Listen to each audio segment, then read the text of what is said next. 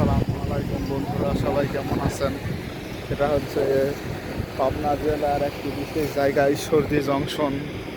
পাবনা জেলা হয়ে যেতে ট্রেন এখানে না আছে, ঈশ্বরদী একটা উপজেলা বা একটা জংশন হয়ে এখানে রাত থেকে অনেক বেশি ট্রেন আছে। আমার জানা মতে সম্ভবত বাংলাদেশের সব থেকে এটা একটি বড় জংশন।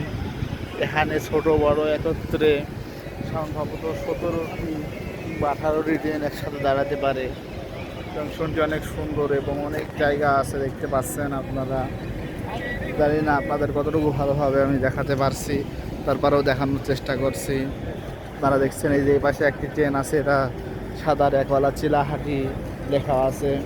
ট্রেনটির নাম ঠিক বলতে পারতেছি না, তারপরে ট্রেনটি দেখানোর চেষ্টা করেছি।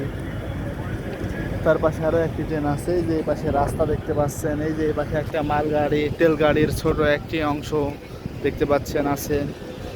এই যে অনেক মানুষ ওঠানামা করতেছে, এই যে দেখতে পাচ্ছেন। সত্যি জায়গাটা অনেক সুন্দর। এখানে আমরা এখন আছি চাঁপাইনবাবগঞ্জ রহনপুর থেকে খুলনা উদ্দেশ্যে যাতায়াত করা ট্রেন মহানন্দা এক্সপ্রেসে। আমরা রাজশাহী থেকে উঠছি এবং পাশে আর একটা ট্রেন দেখছেন থুমু ছাড়তেছে। ট্রেনটি সম্ভবত রওনা দেবে তার গন্তব্যস্থলে। দেখুন ট্রেনটি বেশ লম্বা।